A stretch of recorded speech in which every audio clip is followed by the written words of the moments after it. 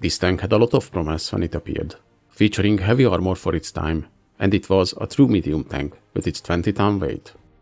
But delays in its production and the ever-changing requirements from the army led to a very small number built from the type, and because they were not properly tested, even those few turned out to be unreliable. This was the Renault Char D2. So let's see the history of this vehicle today.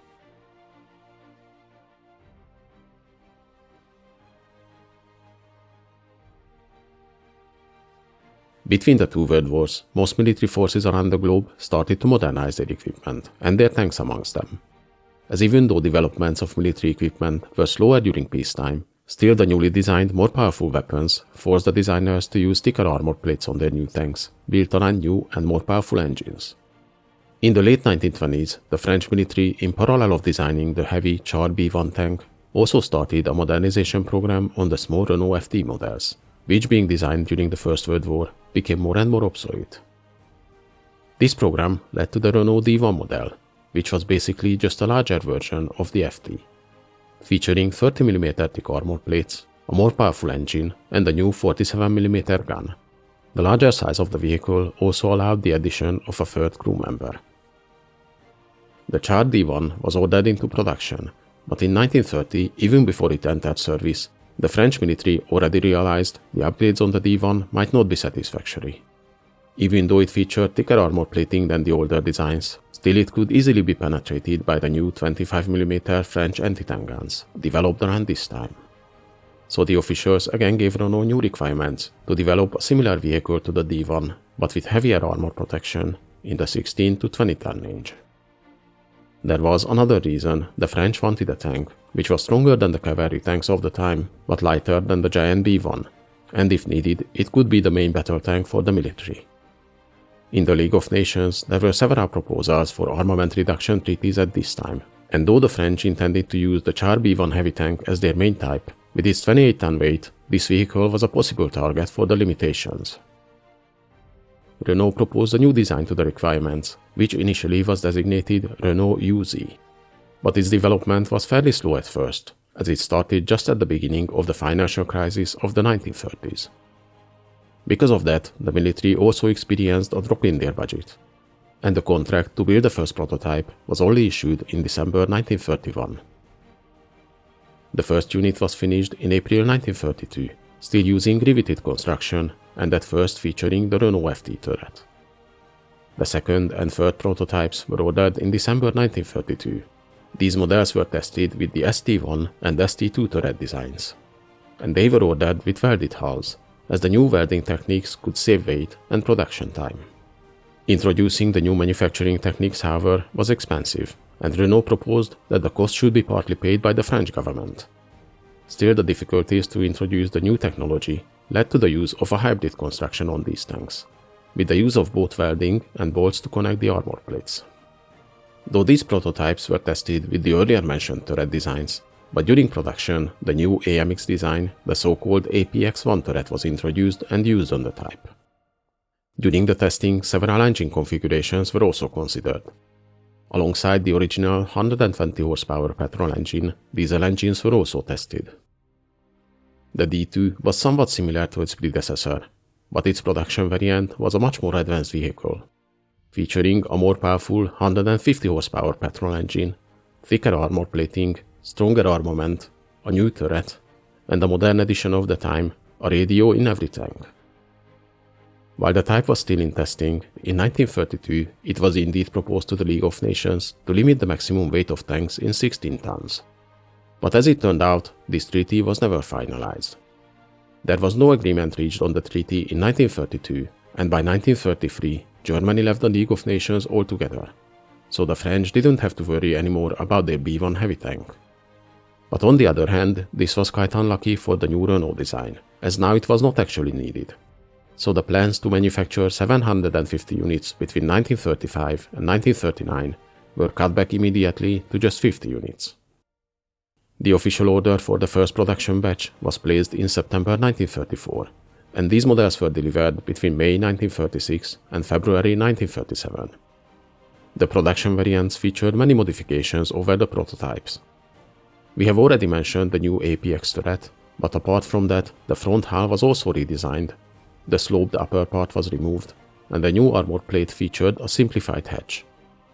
The suspension was also modernized, and the tank now featured its cargo boxes and the radio antenna on the side. The ministry decided to order a second batch of these tanks in May 1937, but since the first batch delivered showed many reliability issues, the contract was delayed. But eventually, in June 1938, it was finalized. The second batch of these tanks differed from the first series.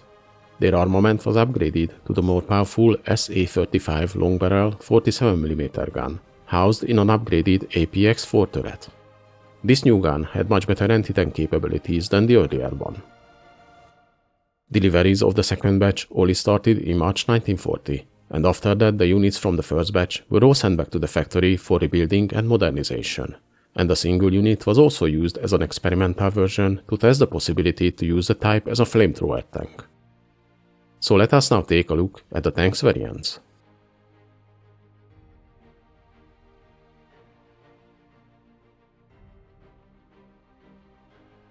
The original 3 prototypes were tested with different configurations.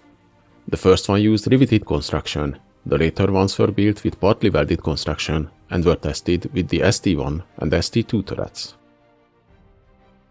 The D2 only had 2 production variants.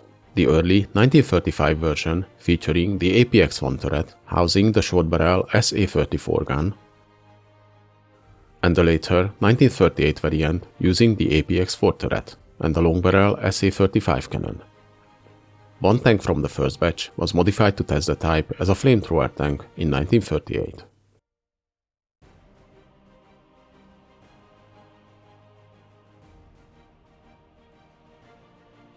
The Char D2 was 5.46 meters long, 2.22 meters wide, and 2.66 meters tall. It featured 40mm thick armor both on the front and the sides of the hull, while the turret was even more protected, with 56mm thick armor on the front and 45mm on the sides and the rear. Because of its heavy armor, the tank weighted nearly 20 tons. It was powered by a 150 horsepower petrol engine and had a maximum speed of 23 km an hour and a range of around 100 km. The tank's main armament was the 47mm SA-34 gun on the first batch of the production models, and the upgraded SA-35 on the later variants. The secondary armament consisted of 2 7.5mm machine guns, one in the turret and one in the bow.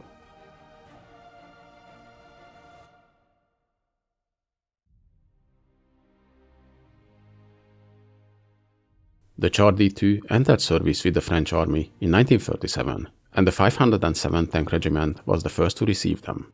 The new type replaced the D1 models and had a much better reception amongst the troops. After September 1937, this regiment was commanded by Charles de Gaulle, who put the troops through countless training exercises, which though improved the skills of the men, but on the other hand quickly showed the unreliability of the new D2 tanks. The second batch of these tanks, showing several upgrades, was scheduled for delivery between March and June 1940, but after the Battle of France began, not all of them reached the armed forces. The D2 participated in the fighting, and though its thick armor made it resistant to most German anti-tank weapons, their slow speed and unreliability were big drawbacks, and in the end they had no real impact on the battle. The French tactics of deploying the tanks separately or in small groups instead of large formations also made them vulnerable against German attacks and added to their losses. In total, only 84 of these tanks were delivered to the French army, from which only 21 were destroyed by the Germans, 38 of them broke down with mechanical problems, and many were abandoned during retreats. By June, only 7 of them were still operational, and the Germans captured many of the abandoned vehicles.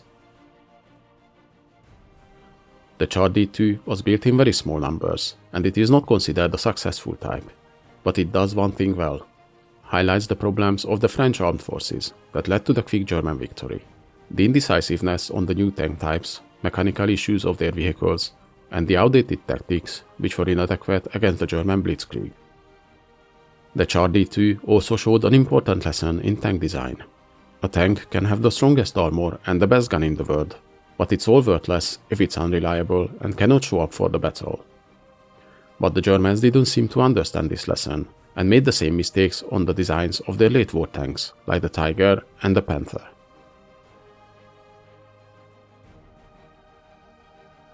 Hope you guys enjoyed this video. Please leave a like, subscribe to my channel, and in the comments let me know if there's any interesting events or vehicles you'd like to see.